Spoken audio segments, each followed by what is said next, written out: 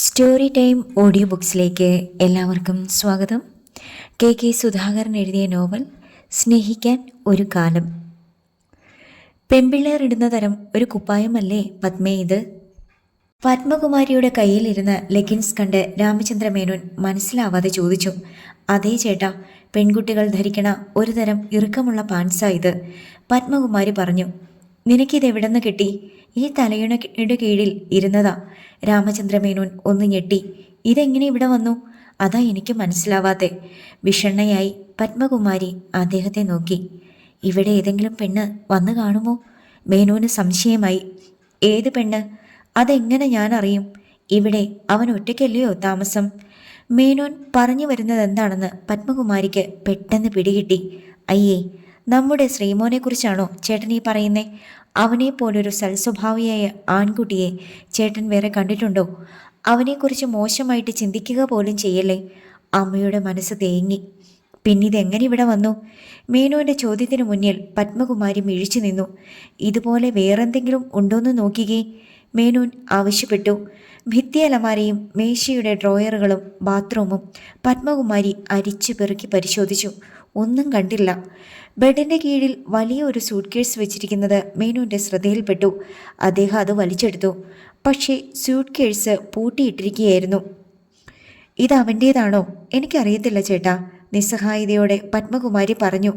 ചോദിക്കണ്ടായോ പത്മേ? എൻ്റെ കുഞ്ഞ് ചീത്ത വഴിയിലൊന്നും പോകുന്നവനല്ല ചേട്ടാ, അവനെ വെറുതെ സംശയിക്കല്ലേ, അവർ അപേക്ഷിച്ചു. ഇതങ്ങനെ തള്ളിക്കളയാൻ പറ്റിയ കാര്യമല്ല പത്മേ. എന്തെങ്കിലും കാര്യമുണ്ടെങ്കിൽ നമ്മൾ അതറിയണം. വെറുതെ കല്യാണം മുണ്ടിട്ട് പോകാനല്ലല്ലോ നമ്മളിങ്ങ് വന്നേക്കുന്നേ. അത് ഓർത്തപ്പോൾ മേനോൻ പറയുന്നതിലും കാര്യമുണ്ടെന്ന് പത്മകുമാരിക്ക് തോന്നി. നമ്മളിപ്പോൾ എന്തു ചെയ്യും? അവർ ചോദിച്ചു. എന്താ അവന് പറയാനുള്ളതെന്ന് അറിയണമല്ലോ. രാമചന്ദ്ര മേനോൻ വാതിൽ തുറന്ന് ഹാളിലേക്ക് ഇറങ്ങി. ശ്രീരാജിൻ്റെ ബെഡ്റൂം അപ്പോൾ അടഞ്ഞു കിടക്കുകയായിരുന്നു. അദ്ദേഹം വാതിലിനടുത്തേക്ക് ചെന്ന് നിന്നു. പിന്നാലെ പത്മകുമാരിയും ചെന്നു. ശ്രീരാജ് ഉറങ്ങിയിട്ടില്ലെന്ന് രണ്ടു പേർക്കും മനസ്സിലായി. ഉള്ളിൽ നിന്ന് അടക്കിയ സ്വരത്തിൽ അവൻ ആരോടോ ഫോണിൽ സംസാരിക്കുന്ന ഒച്ച അവർക്ക് കേൾക്കാൻ കഴിഞ്ഞു. രാമചന്ദ്ര മേനോനും പത്മകുമാരിയും പരസ്പരം ഒന്ന് നോക്കി. അല്പനേരം കൂടി കാത്തു നിന്നിട്ട് അദ്ദേഹം കൈ ഉയർത്തി വാതിലിൽ മുട്ടി. പെട്ടെന്നകത്ത് സംസാരം നിലച്ചു. ശ്രീരാജ്, എടാ ശ്രീ. വാതിലിൽ മുട്ടി മേനോൻ വീണ്ടും വിളിച്ചു.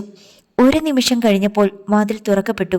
ശ്രീരാജിൻ്റെ മുഖത്തേക്ക് മേനോൻ ഒന്ന് തുറച്ചു നോക്കി. അവൻ്റെ മുഖം പെട്ടെന്ന് വിളറി. എന്താച്ചാ, നീ ആരോടാ ഇപ്പോൾ സംസാരിച്ചുകൊണ്ടിരിക്കുന്നേ? ഗൗരവം ഒട്ടും വിടാതെ മേനോൻ ചോദിച്ചു. ഞാനോ? ഇവിടെ അതിന് വേറെ ആരുമില്ലല്ലോ. അവൻ മനസ്സിലായില്ലെന്ന മട്ടം നടിച്ചു.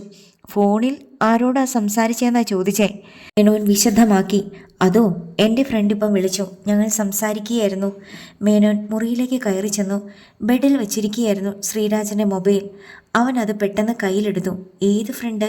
ഈപ്പൻ വർഗീസ്. ആരാ അവൻ? ഞങ്ങൾ ഒന്നിച്ച് പഠിച്ചതാ. അവന് ക്യാമ്പസ് സെലക്ഷൻ കിട്ടിയില്ല, വീട്ടിലായി ഇപ്പോൾ.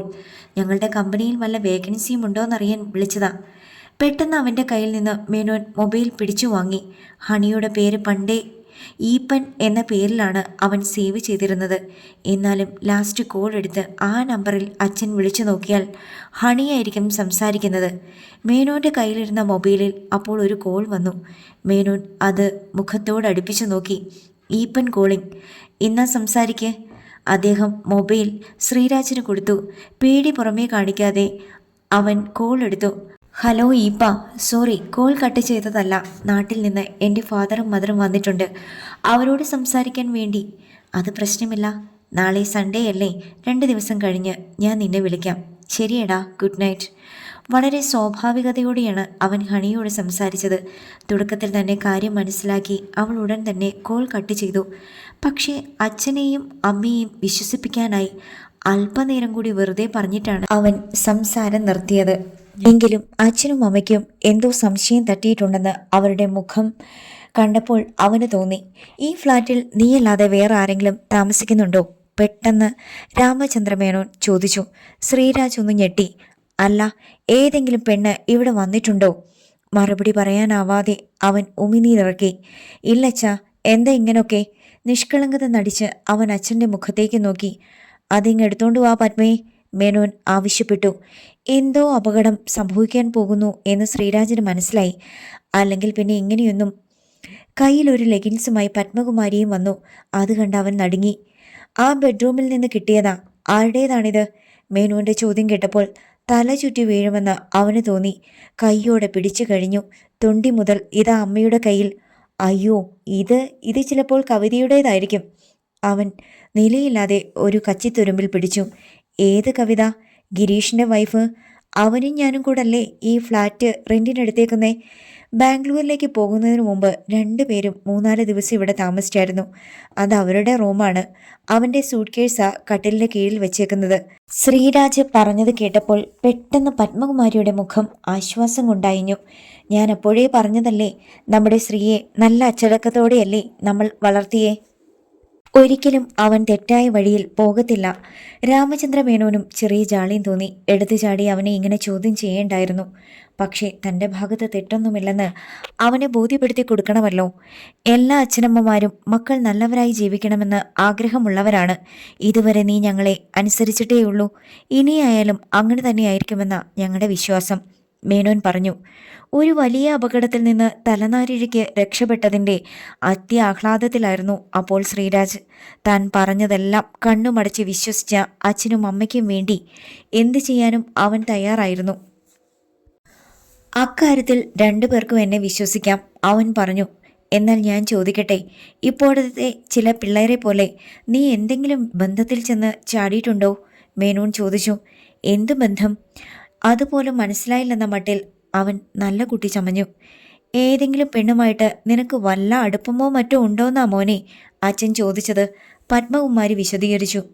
അങ്ങനെയൊന്നും ഉണ്ടായിട്ടില്ലമ്മേ, അവൻ പറഞ്ഞു. ഹണിയുടെ മുഖം അപ്പോൾ അവൻ്റെ മനസ്സിലേക്ക് ഉയർന്നു വന്നു. അവന് കുറ്റബോധം തോന്നാതിരുന്നില്ല. പക്ഷേ അപകട സമയത്ത് രക്ഷപ്പെടാൻ ചില കള്ളങ്ങൾ പറയുന്നതിൽ തെറ്റൊന്നുമില്ല. സന്തോഷമായിടാ, ഇനി കിടന്നുറങ്ങാൻ നോക്ക്. നാളെ കാലത്ത് എഴുന്നേൽക്കാനുള്ളതല്ലേ. കല്യാണം 10:30 കഴിഞ്ഞിട്ടാണ്. എന്നാലും നേരത്തെ തൃപ്പൂണിത്തറയിൽ എത്തണം. ചിലരെയൊക്കെ കാണാനുണ്ട്. അച്ഛനും അമ്മയും മുറിയിൽ നിന്ന് ഇറങ്ങിപ്പോയപ്പോൾ ഒരു കൊടുങ്കാറ്റ് വന്നതുപോലെ പോയ ആശ്വാസമാണ് ശ്രീരാജന് അനുഭവപ്പെട്ടത്. അവൻ പെട്ടെന്ന് വാതിലടച്ചു, ബോൾട്ടിട്ടു. ഹണിക്ക് ചുട്ട അടിയുടെ ആവശ്യമുണ്ട്. ഒരു കർച്ചീഫ് പോലും വെളിയിൽ ഇടരുതെന്ന് അവളോട് പ്രത്യേകം പറഞ്ഞതാണ്. എന്നിട്ടും അവൾ ഇത്ര അലംഭാവം പാടില്ല പെണ്ണിന്. ബെഡ്റൂമിൽ ഇരുന്നു കൊണ്ട് സംസാരിക്കാൻ ധൈര്യമില്ലാതെ അവൻ മൊബൈലുമായി ബാത്റൂമിൽ കയറിയിട്ട് ഹണിയെ വിളിച്ചു. ഹലോ, എന്താ ശ്രീ? ഇടയ്ക്ക് അച്ഛനും അമ്മയും കയറി വന്നോ? നിന്റെ സംസാരത്തിൻ്റെ ലൈൻ കണ്ടപ്പോൾ തന്നെ എനിക്ക് മനസ്സിലായി. അതുകൊണ്ടാണ് ഞാൻ. മിണ്ടരുത് നീ, അവൻ ശബ്ദം താഴ്ത്തി അലറി. ശ്രീരാജ്, അവൾ ഭയന്നുപോയി. നിന്റെ ഒരു സാധനവും ഈ ഫ്ലാറ്റിൽ കാണാൻ പാടില്ലെന്ന് ഞാൻ പറഞ്ഞതല്ലേ നിന്നോട്? എന്നിട്ട് നീ അതനുസരിച്ചോ? എന്തു പറ്റി ശ്രീ? അവളുടെ ശബ്ദം താഴ്ന്നുപോയി. നിന്റെ ഒരു ബ്രൗൺ ലെഗിൻസ് ആ റൂമിലുണ്ടായിരുന്നു. അയ്യോ, അതെങ്ങനെ വന്നു? ആകാശത്തുനിന്ന് പൊട്ടി വീണു. എൻ്റെ നാവ് ചൊറിഞ്ഞു വരുന്നുണ്ട്. പാടുപെട്ട് അവൻ ദേഷ്യം അടക്കി. എനിക്കിപ്പോൾ ഓർമ്മ വരുന്നുണ്ട് ശ്രീ. എന്ത് സംഭവിച്ചതെന്താണെന്ന്? കഴിഞ്ഞ ഫ്രൈഡേ നൈറ്റിൽ ഒരു ചേഞ്ച് ആവട്ടെ എന്ന് പറഞ്ഞ് നീ എന്നെ മറ്റേ ബെഡ്റൂമിൽ കൊണ്ടുപോയത് ഓർമ്മയില്ലേ? അവൾ ചോദിച്ചു. അവൻ ദുർബലമായി മൂളി. അന്ന് നീ എൻ്റെ ലെഗിൻസ് എവിടെ ഒളിപ്പിച്ചേ? ഞാനത് എവിടെയൊക്കെ തപ്പി, എന്നിട്ട് കിട്ടിയതേയില്ല. അപ്പോൾ എല്ലാം അവന് ഓർമ്മ വന്നു. അവൾ കാണാതെ അത് തലയണ കീഴിൽ അവൻ തന്നെയാണ് ഒളിപ്പിച്ചത്. പിന്നെ അതേക്കുറിച്ച് മറന്നു. സാരമില്ല, വേറൊരു കഥയുണ്ടാക്കി തൽക്കാലം ഞാൻ രക്ഷപ്പെട്ടു, അവൻ പറഞ്ഞു. എന്ത് കഥ? 2 സാങ്കല്പിക കഥാപാത്രങ്ങളെ ഉണ്ടാക്കി. ഗിരീഷും അവൻ്റെ ഭാര്യ കവിതയും. അവർ 3-4 ദിവസം ഇവിടെ ഉണ്ടായിരുന്നു എന്ന് വെച്ച് കാച്ചി. രണ്ടുപേരും അതങ്ങ് വിശ്വസിച്ചു. അല്ലായിരുന്നെങ്കിൽ നാളെ എല്ലാം കെട്ടിപ്പെറുക്കി എന്നെ അവർ പാലക്കാട്ടേക്ക് കൊണ്ടുപോയേനെ. അപ്പോൾ ഞാനാ രക്ഷപ്പെട്ടത്. അനാഥയെപ്പോലെ ഞാൻ എറണാകുളത്ത് അലഞ്ഞു തിരിയേണ്ടി വന്നേനെ. മതി, അവർ ഉറങ്ങി കാണത്തില്ല. നീ വെച്ചോ, ഞാൻ കിടക്കാൻ പോവാണ്, അവൻ പറഞ്ഞു. 9 ആയില്ലല്ലോ ഇത്ര നേരത്തെ? വേറൊന്നും ചെയ്യാനില്ലല്ലോ. അത് ശരിയാ, ഞാൻ ഇവിടെയാണല്ലോ, അവൾ അർത്ഥം വെച്ച് പറഞ്ഞു. പോടി. അവൻ കോൾ കട്ട് ചെയ്തിട്ട് ബെഡ്റൂമിൽ വന്നിരുന്നു. എത്ര നാൾ അച്ഛനെയും അമ്മയും ഇങ്ങനെ കബളിപ്പിക്കാൻ പറ്റും? ഹണിയെ ഞാൻ കല്യാണം കഴിച്ചു എന്ന് എന്തെങ്കിലും അച്ഛൻ്റെ മുഖത്ത് നോക്കി പറയാൻ ധൈര്യം കിട്ടുമോ? നെടുവീർപ്പോടെ ലൈറ്റ് അണച്ച് ശ്രീരാജ് ഉറങ്ങാൻ കിടന്നു. അടുത്ത മുറിയിൽ അച്ഛനും അമ്മയും ഗൗരവസ്വരത്തിൽ എന്തൊക്കെയോ സംസാരിക്കുന്നതിൻ്റെ ഒച്ച അവൻ കേട്ടു. മകനെക്കുറിച്ചാണ് അവർ സംസാരിച്ചതെന്ന് അവൻ അറിഞ്ഞതേയില്ല. ടി വിയിൽ ന്യൂസ് ചാനലുകൾ മാറി മാറി കണ്ട വിൽസൺ ഇരുന്നു. കിച്ചണിൽ നിന്ന് വെജിറ്റബിൾ കുറുമയുടെ മസാലഗന്ധം അന്തരീക്ഷത്തിലൂടെ ഒഴുകി വരുന്നത് അയാൾക്കറിയാൻ കഴിഞ്ഞു. അയാൾ എഴുന്നേറ്റ് കിച്ചണിലേക്ക് ചെന്നു. ചപ്പാത്തി ചുട്ടുകൊണ്ട് വീണ നിൽക്കുന്നുണ്ടായിരുന്നു. അയാളെ കണ്ട് അവൾ പുഞ്ചിരിച്ചു. അങ്കിളിന് വിശക്കണോ? ഇല്ല. കൂട്ടുകാരി എവിടെ? അവൾക്കൊരു ഫോൺ കോൾ വന്നു. മുകളിലേക്ക് പോയതാ. വിൽസൺ അവളുടെ അടുത്തേക്ക് ചെന്ന് നിന്നു. എൻ്റെ ഹെൽപ്പ് വല്ലതും വേണോ? അയാൾ ചോദിച്ചു. വേണ്ട, ഇത് ലാസ്റ്റ് ചപ്പാത്തിയാ, തീർന്നു. തവയിൽ നിന്ന് അവസാനത്തെ ചപ്പാത്തി എടുത്ത് അവൾ കാസറോളിൽ വെച്ച് അടച്ചു. കൂട്ടുകാരി ഒരു ഓർഫണാണെന്ന് പറഞ്ഞതേ എനിക്ക് വിശ്വസിക്കാൻ കഴിയുന്നില്ല. അയാൾ ഒരു കഷ്ണം ക്യാരറ്റ് എടുത്ത് കടിച്ചു. വീണ ഒന്ന് പരിങ്ങി. എന്താ അങ്കിളിന് അങ്ങനെ തോന്നിയത്? ഓർഫൻസ് പൊതുവെ ഇൻട്രോവേർട്സ് ആയിരിക്കും. എന്ന് വെച്ചാൽ അധികം ആരോടും അടുക്കാതെ ഒതുങ്ങി ജീവിക്കുന്നവർ. ഹണിയുടെ കൂട്ടുകാരി അങ്ങനെയല്ല ഞാൻ കണ്ടിടത്തോളം. അവൾ ഓവർ സ്മാർട്ടാണ്. പലരും പല സ്വഭാവക്കാരല്ലേ? അവൾ ഹണിയെ ന്യായീകരിച്ചു. ആരുമില്ലാത്തവളാണ് ഹണി എന്ന് പറഞ്ഞാൽ ഞാൻ വിശ്വസിച്ചേനെ. കാരണം പെരുമാറ്റത്തിൽ അടക്കവും ഒതുക്കവും ഉള്ളവളാണ് നീ. ആവശ്യത്തിലധികം ഒരു വാക്കുപോലും സംസാരിക്കുകയില്ല. ഇടിച്ചു കയറി പരിചയപ്പെടുകയില്ല. വിൽസൺ പറയുന്നത് കേട്ടപ്പോൾ വീണയ്ക്ക് വലിയ സന്തോഷം തോന്നി. പക്ഷേ അവളത് പുറമേ പ്രകടിപ്പിച്ചില്ല. ഞാൻ ഒട്ടും സ്മാർട്ടല്ലെന്നർത്ഥം, അവൾ പറഞ്ഞു. അതല്ല ഹണി ഞാൻ ഉദ്ദേശിച്ചത്. അയാൾ പെട്ടെന്ന് തിരുത്തി. സ്മാർട്ടായവർക്ക് ഇക്കാലത്ത് ജീവിതത്തിൽ വിജയിക്കാൻ പറ്റുമെങ്കിൽ അതൊരു പരിധിവരെ ശരിയാണ്. പക്ഷേ അങ്കിൾ ഇരുന്നോളൂ, ഞാൻ കഴിക്കാനെടുക്കാം. ആ സംസാരം നീട്ടാൻ ആഗ്രഹിക്കാതെ വീണ പറഞ്ഞു. കൂട്ടുകാരി കൂടെ വരട്ടെ. അവൾ വരും, ഞാൻ ചെന്ന് വിളിക്കാം. 3 പ്ലേറ്റുകൾ എടുത്ത് അവൾ ഡൈനിങ് ടേബിളിൽ കൊണ്ടുചെന്ന് നിരത്തി. ചപ്പാത്തിയും കുറുമയും കൊണ്ടുചെന്ന് വെച്ചു. ഗ്ലാസ് ചെറിയ ചൂടുള്ള കരുങ്ങാലി വെള്ളവും. ഹണി അപ്പോൾ സ്റ്റെയർ കേസ് ഓടി ഇറങ്ങി വന്നു. അത് കണ്ട് വിൽസൺ വീണയെ ഒന്ന് നോക്കി. എന്നെ വെയിറ്റ് ചെയ്യുകയായിരുന്നോ രണ്ടുപേരും? സോറി, എൻ്റെ ഒരു ഫ്രണ്ട് സംസാരിച്ചുകൊണ്ടിരിക്കുമായിരുന്നു, ഹണി പറഞ്ഞു. വീണയ്ക്ക് ഒരുപാട് ഫ്രണ്ട്സ് ഉണ്ടോ? വിൽസൺ വെറുതെ ചോദിച്ചു. 2 പേർ മാത്രം. പക്ഷേ അവർ സ്ട്രോങ് ഫ്രണ്ട്സ് ആങ്കിൽ എന്ത് കാര്യത്തിനും ഒപ്പം നിൽക്കും. വീണയെ നോക്കിക്കൊണ്ടാണ് അവൾ അത് പറഞ്ഞത്. അതിലൊരാൾ ഹണിയാണെന്ന് എനിക്ക് മനസ്സിലായി. ഞങ്ങളുടെ ഗ്രൂപ്പിൽ വേറൊരാൾ കൂടിയുണ്ട്, നിത്യ എന്നാണ് അവളുടെ പേര്. നിത്യയുടെ കാര്യം ഹണി പറഞ്ഞിട്ടേയില്ല. വിൽസൺ വീണയുടെ നേർക്ക് നോക്കി. പറയാനുള്ള അവസരം കിട്ടിയില്ല. അതുകൊണ്ടാണ്. ഭക്ഷണം കഴിച്ചുകൊണ്ടാണ് പിന്നെ അവർ സംസാരിച്ചത്. അങ്കിളിനോടൊരു കാര്യം ചോദിച്ചാൽ എന്നോട് ദേഷ്യം തോന്നുമോ? ഹണി ചോദിച്ചു. ഞാനെന്തിനാ വീണയോട് ദേഷ്യപ്പെടുന്നത്? അയാൾ ആശ്ചര്യത്തോടെ ഹണിയെ നോക്കി. ശരി, അങ്കിളിനിപ്പോൾ എത്ര വയസ്സുണ്ട്? വിൽസൺ ഒന്ന് ചിരിച്ചു. കണ്ടാൽ എത്ര തോന്നിക്കും? ഒരു 29, 30, ഹണി പറഞ്ഞു. പോരാ, കുറച്ചുകൂടി മുകളിലോട്ട് പോണം. 33 വരെ. അവരുടെ സംസാരം കേട്ടുകൊണ്ട് വീണ നിശബ്ദയായി ഭക്ഷണം കഴിച്ചു. ഞാൻ ചോദിക്കാൻ ഉദ്ദേശിച്ച ചോദ്യം ഇതല്ല, ഹണി പറഞ്ഞു. പിന്നെ 33 വയസ്സായിട്ടും എന്താണ് അങ്കിൾ വിവാഹം കഴിക്കാത്തത്? വൈകിപ്പോയെന്ന് ഞാൻ വിചാരിക്കുന്നില്ല, വിൽസൺ പറഞ്ഞു. ഓരോന്നിനും ഓരോ കാലമുണ്ടെങ്കിൽ പുരുഷന്മാർ 30 വയസ്സാകുമ്പോഴേക്ക് കെട്ടിയിരിക്കണം. അല്ലെങ്കിൽ ആളുകൾ വിചാരിക്കും ഇയാൾക്ക് എന്തോ പ്രശ്നമുണ്ടെന്ന്. വിൽസൺ വീണ്ടും ചിരിച്ചു. എനിക്കെന്തോ കുഴപ്പമുണ്ടെന്ന് വീണ വിചാരിക്കുന്നുണ്ട് അല്ലേ? കുഴപ്പമെന്നല്ല, എന്തോ തക്കതായ കാരണമുണ്ടെന്നാണ് എനിക്ക് തോന്നുന്നത്. കാരണമുണ്ട്. ആഗ്രഹിച്ച പെണ്ണിനെ കിട്ടിയില്ല. കിട്ടുന്ന പെണ്ണിനെ കെട്ടണമെന്നും തോന്നിയില്ല, അയാൾ പറഞ്ഞു. കെട്ടാൻ ഇഷ്ടം തോന്നുന്ന ഒരു പെണ്ണിനെ അങ്കിൾ ഇനിയും കണ്ടുമുട്ടും, ഹണി പറഞ്ഞു. അതുകൊണ്ട് മാത്രം കാര്യമില്ലല്ലോ, അവൾക്ക് എന്നോടും ഇഷ്ടം തോന്നണ്ടേ? അങ്കിളിനെ ഏത് പെണ്ണാ ഇഷ്ടപ്പെടാതിരിക്കുക? എനിക്ക് വീണയെ ഇഷ്ടപ്പെട്ടു. ഞാൻ നിന്നെ കെട്ടട്ടെ? പെട്ടെന്ന് വിൽസൺ ചോദിച്ചു. ഹണി ഞെട്ടിപ്പോയി. വീണ ചിരിച്ചു. അയ്യോ വേണ്ട, അത് ശരിയാവത്തില്ല, അത് പറ്റത്തില്ല, അവൾ ഉടൻ നിഷേധിച്ചു. കണ്ടോ, ഞാൻ പറഞ്ഞത് എങ്ങനെയിരിക്കുന്നു? അതുകൊണ്ട് എന്നെ വെറുതെ വിട്ടേക്ക് വീണേ. വിൽസൺ എഴുന്നേറ്റ് കൈ കഴുകാൻ വാഷ് ബേസിൻ്റെ അടുത്തേക്ക് പോയി. നിനക്ക് ഇത് തന്നെ കിട്ടണം, ഹണിയെ വീണ പരിഹസിച്ചു. പോടി, അവൻ എന്നെ കെട്ടിയില്ലായിരുന്നെങ്കിൽ ഈ നിമിഷം ഞാൻ സമ്മതിച്ചേനെ. വീണ അവളെ പകിച്ചു നോക്കി. എനിക്ക് നിന്നോട് സംസാരിക്കാനുണ്ട്, റൂമിൽ ചെന്നിട്ട് മതി, ഹണി പറഞ്ഞു. കൂട്ടുകാരികൾ 2 പേരും കൂടിയാണ് പ്ലേറ്റുകൾ കഴുകി വെച്ചത്. കിച്ചൺ വൃത്തിയാക്കി വെച്ചിട്ട് 2 പേരും മുകളിലേക്ക് പോകാൻ ചെന്നപ്പോൾ വിൽസൺ ടിവിയുടെ മുമ്പിലുണ്ടായിരുന്നു. ഗുഡ് നൈറ്റ് അങ്കിൾ, ഞങ്ങൾ ഉറങ്ങാൻ പോവുകയാണ്, ഹണി പറഞ്ഞു. 1 മിനിറ്റ് വീണ. വിൽസൺ എഴുന്നേറ്റു. എന്താ അങ്കിൾ? ഹണി ഒന്ന് പകച്ചു. പേടിക്കണ്ട, ഞാൻ തന്നെ പ്രപ്പോസ് ചെയ്യാൻ പോവുമല്ല. മുമ്പേ പറഞ്ഞതൊരു തമാശയായിട്ട് എടുത്തതാൽ മതി. താൻ മിടുക്കിയായ ഒരു പെൺകുട്ടിയാണ്, പക്ഷേ തന്നെ പോലെ ഒരു പെണ്ണിനെയല്ല എനിക്ക് വേണ്ടത്, അയാൾ പറഞ്ഞു. പിന്നെ? അതെനിക്ക് പറഞ്ഞു തരാൻ അറിയില്ല. ഒരു പെണ്ണുണ്ടായിരുന്നു, അവളെപ്പോലെ വേറൊരു പെണ്ണും ഈ ഭൂമിയിൽ കാണുകയില്ല. Good night Veena. Good night honey. TV of ചെയ്തിട്ട് വിൽസൺ അയാളുടെ മുറിയിലേക്ക് പോയി. വീണയും ഹണിയും സ്റ്റെയർ കേസ് കയറി. ഈ വിൽസൺ അങ്കിൾ ശരിക്കും ഒരു കഥാപാത്രം തന്നെ. വീണയുടെ മുറിയിലെത്തിയപ്പോൾ ഹണി പറഞ്ഞു, അതെന്താടി? അറിയാതെ ഇഷ്ടം തോന്നിപ്പോകും. ഞാൻ കളി പറഞ്ഞതല്ല. ശ്രീ എന്നെ കെട്ടിയില്ലായിരുന്നെങ്കിൽ നിനക്ക് പകരം ഞാനായിരുന്നേനെ ഇവിടെ വരുന്നത്. എങ്കിൽ ഉറപ്പായിട്ട് ഞാൻ അങ്കിളിനെ കെട്ടിയേനെ. ഹണി ചെന്ന് വാതിലടച്ചു. നീ ഇരിക്കേ. രണ്ടുപേരും പരസ്പരം നോക്കി ബെഡിലിരുന്നു. ഒരു കാര്യം ചോദിച്ചാൽ നീ സത്യം പറയണം, ഹണി ആവശ്യപ്പെട്ടു. വീണയൊന്ന് പകച്ചു. എന്താണ്? വിൽസൺ അങ്കിൾ എപ്പോഴെങ്കിലും നിന്നോട് വേണ്ടാത്ത രീതിയിൽ പെരുമാറിയിട്ടുണ്ടോ? ഇല്ല. സംസാരിച്ചിട്ടുണ്ടോ? ഇല്ല. നോക്കിയിട്ട് പോലുമില്ല? ഇല്ല. എനിക്ക് വിശ്വസിക്കാൻ വയ്യ. എങ്കിൽ അയാൾ വലിയ മാന്യത നടിക്കുകയാണ്.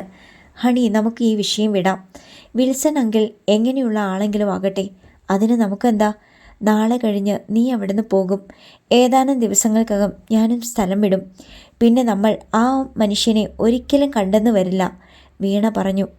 അങ്ങനെയല്ലടി, നീ ഒരിക്കലും ഇവിടുന്ന് പോകരുത്. എന്തിനു പോണം? അങ്കിൾ നല്ലവനാണ്. ഒരു പകൽ നേരത്തെ പരിചയം മാത്രമേ ഉള്ളൂ എനിക്ക്. പക്ഷേ ഞാൻ പഠിച്ചു കഴിഞ്ഞു ആ മനുഷ്യനെ. മനസ്സിൽ സ്നേഹമുള്ളവനാണ്.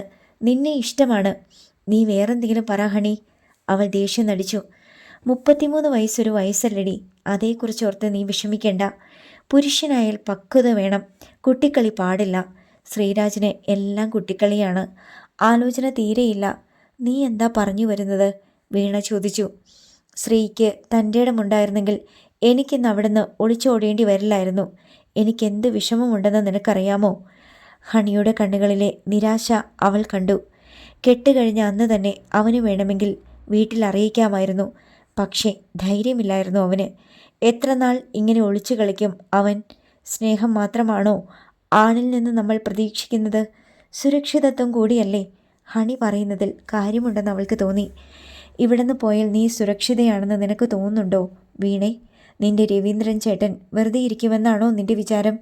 ഇപ്പോൾ തന്നെ അയാൾ പോലീസിൽ കംപ്ലൈൻറ്റ് കൊടുത്തിട്ടില്ലെന്ന് ആർക്കറിയാം?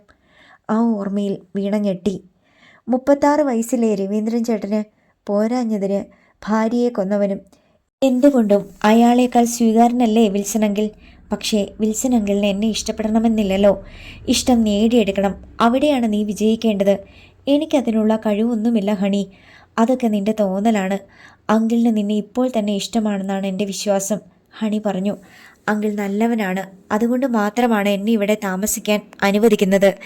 എൻ്റെ കൂട്ടുകാരിയാണെന്ന് വിശ്വസിച്ച് നിന്നെ വന്ന് സ്വീകരിച്ചത്.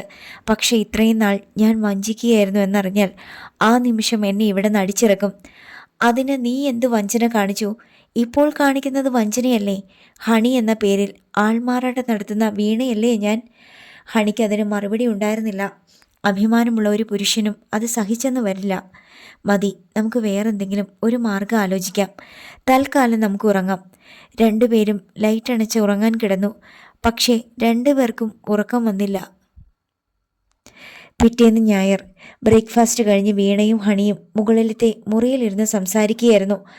അപ്പോഴാണ് താഴെ നിന്ന് വിൽസന്റെ വിളി ഉണ്ടായത്. ഹണി, ഇതാ നിന്റെ ഫ്രണ്ട് വന്നിരിക്കുന്നു. ഹണിയും വീണയും ഞെട്ടി.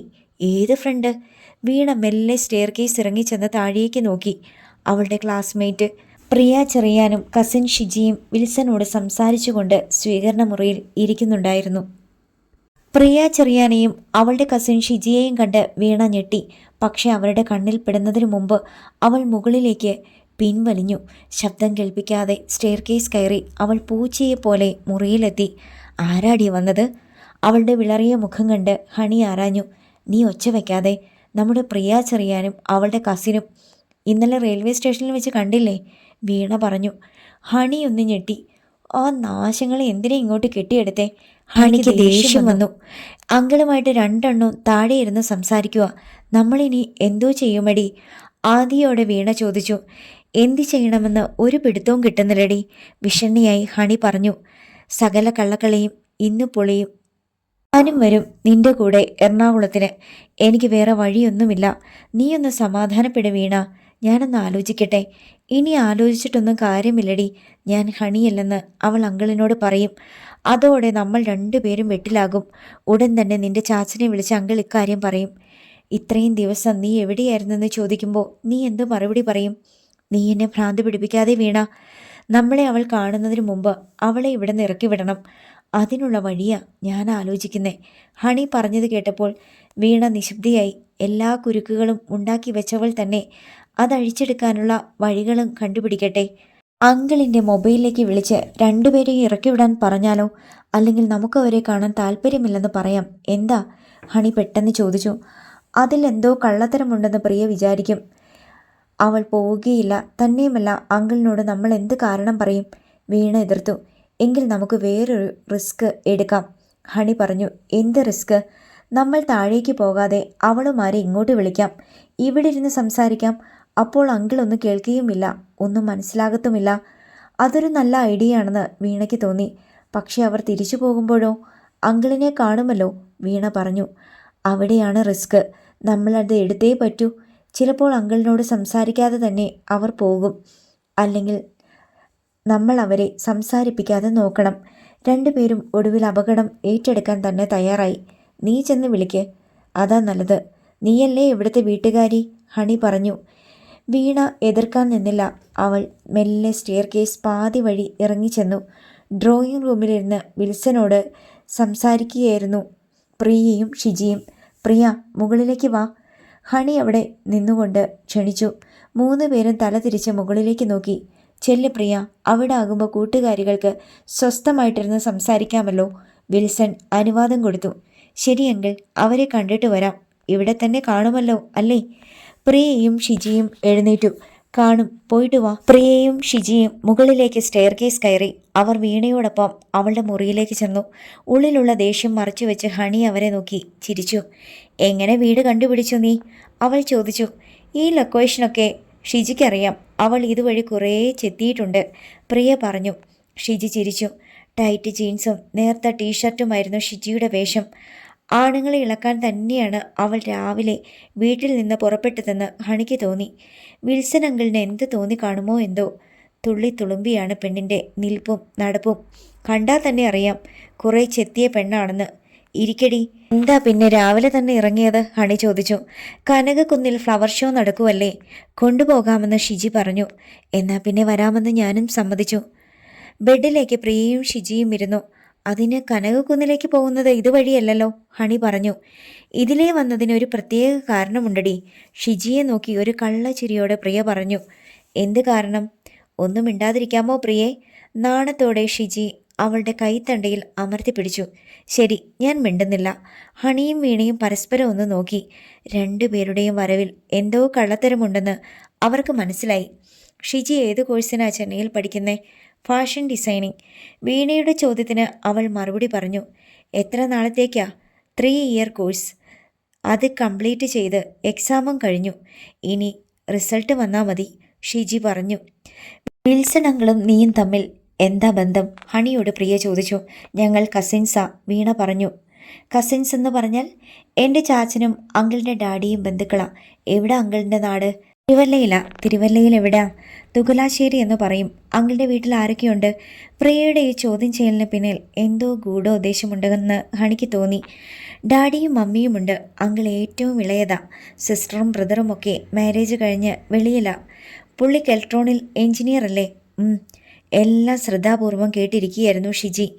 ഈ വീട് അങ്കിളുടെ സ്വന്തമാണോ അതോ റെൻറ്റിനെടുത്തതാണോ? സ്വന്തമാ. ഷിജിയുടെ മുഖത്തേക്ക് പ്രിയ ഒന്ന് നോക്കി. ഷിജി പുഞ്ചിരിച്ചു.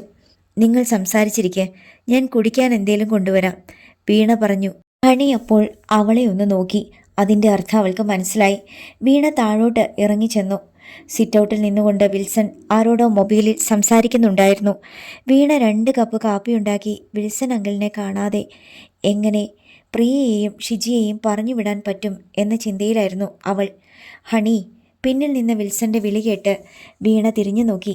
എന്താ അങ്കിൾ, ഫ്രണ്ട്സ് ഉടനെ പോകുമോ? അറിയില്ല, എനിക്ക് പാളയം വരെ ഒന്ന് പോകണം, ഒരത്യാവശ്യം. ഞാൻ ഉടൻ വരാം. ഫ്രണ്ട്സിനോട് പറഞ്ഞേക്കുമോ? അങ്കിൾ പോയിട്ട് വാ, ഞാൻ പറഞ്ഞേക്കാം. ധൃതി വെച്ച് വരികയൊന്നും വേണ്ട. ഹണിയും ഞാനും അല്ല, വീണയും ഞാനും ഉണ്ടല്ലോ ഇവിടെ. അല്ല, വീണയ്ക്ക് സിറ്റിയൊക്കെ കാണാൻ പോണമെന്ന്. അത് സാരമില്ല, അവൾക്ക് ബീച്ചിൽ പോകണമെന്നേ ഉള്ളൂ, വീണ പറഞ്ഞു. എങ്കിൽ പിന്നെ ഉച്ച കഴിഞ്ഞ് കോവളത്തിന് പോകാം. എന്താ? അത് മതി. അങ്കിൾ ഇപ്പോൾ പോയിട്ട് വാ. ശരി. വീണ ദീർഘമായി ഒന്ന് നിശ്വസിച്ചു. അപ്രതീക്ഷിതമായി ഇതാ ഒരു രക്ഷപ്പെടൽ. പുറത്തേക്ക് പോകാൻ അങ്കിളിനെ കൊണ്ട് ഇപ്പോൾ തോന്നിപ്പിച്ചത് ദൈവമാണ്. വിൽസൺ വേഷം മാറി വന്ന് കാറെടുത്ത് വെളിയിലേക്ക് പോകുന്നതുവരെ വീണ താഴെ തന്നെ നിന്നു. പിന്നെ ഗേറ്റ് അടച്ചിട്ട് കാപ്പിയുമായി അവൾ മുകളിലേക്ക് ചെന്നു. ആരാ താഴെ വന്നത്? വീണയെ കണ്ട് പ്രിയ ചോദിച്ചു. ആരും വന്നില്ല. പിന്നെ കാറിൻ്റെ ശബ്ദം കേട്ടതോ? വിൽസൺ അങ്കിൾ എവിടേക്കോ പോയതാണ്. പെട്ടെന്ന് ഷിജിയുടെയും ഹണിയുടെയും മുഖം വാടി. ആശ്വാസത്തോടെ ഹണി അവളെ നോക്കി. എവിടെ പോയതാ? ഉടനെ വരുമോ? പ്രിയ ചോദിച്ചു. വരാൻ വൈകുമെന്നാ പറഞ്ഞത്. എവിടാണെന്നറിയില്ല. പ്രിയയും ഷിജിയും കാപ്പി കുടിച്ചിട്ട് എഴുന്നേറ്റു. ഞങ്ങൾ പോവുകടി. രണ്ടുപേരും മുറിയിൽ നിന്നിറങ്ങി. വീണയും ഹണിയും ഒപ്പം ചെന്നു. പ്രിയ എന്നാ തിരിച്ചു പോകുന്നേ? ഹണി ചോദിച്ചു. ഒരാഴ്ച കാണും ഇവിടെ. ഞാൻ വിളിക്കാം. സ്കൂട്ടർ സ്റ്റാർട്ട് ചെയ്ത ഷിജിയും പ്രിയയും പോയി. തൽക്കാലം രക്ഷപ്പെട്ടു അല്ലേടി? ഹണി ചോദിച്ചു. അവളുമാർ എന്തിനാ വന്നതെന്ന് മനസ്സിലായോ നിനക്ക്? ഇല്ല, വീണ പറഞ്ഞു. മറ്റവൾക്ക് നമ്മുടെ വിൽസൺ അങ്കിളിനെ വല്ലാതങ്ങ് ഇഷ്ടപ്പെട്ടു പോയി. ഡീറ്റെയിൽസ് അറിഞ്ഞിട്ട് വീട്ടിൽ ഇക്കാര്യം അവതരിപ്പിക്കാനാ. ആർക്ക്? ഷിജിക്കോ? അത്ഭുതത്തോടെ ഹണി ചോദിച്ചു. ആൾ പോക്കാണെന്ന് കണ്ടപ്പോൾ തന്നെ എനിക്ക് തോന്നിയതാ. എങ്കിൽ അവർ ഇനിയും വരും. വീണ ഭയപ്പെട്ടു. നമുക്കൊരു കാര്യം ചെയ്യാം വീണേ. എന്താണ്? വിൽസൺ അങ്കിളിൻ്റെ എൻഗേജ്മെൻറ്റ് കഴിഞ്ഞെന്ന് പറയാം. അത് നല്ലൊരു ഐഡിയ ആണ്. പക്ഷേ അവൾ അത് വിശ്വസിക്കുമോ? പിന്നെയും കയറി വന്നാലോ? വീണ ചോദിച്ചു. എന്തെങ്കിലും ചെയ്യാതെ പറ്റത്തില്ലടി. അങ്കിളിന് അവളെ ഇഷ്ടപ്പെടുമെങ്കിൽ കെട്ടിക്കോട്ടേടി. പാവം ഒറ്റയ്ക്കുള്ള ജീവിതമല്ലേ. നമ്മളായിട്ട് എന്തിനാ എതിർക്കുന്നേ? എന്തായാലും അങ്കിളിന് അവളെ വേണ്ട, ഹണി വാശിയോടെ പറഞ്ഞു. അതെന്താ? മറുപടി പറയാതെ ഹണി സ്റ്റെയർ കേസ് കയറി മുകളിലേക്ക് പോയി. ഒന്നും മനസ്സിലാകാതെ വീണ നിന്നു. അടുത്ത ഭാഗം നാളെ.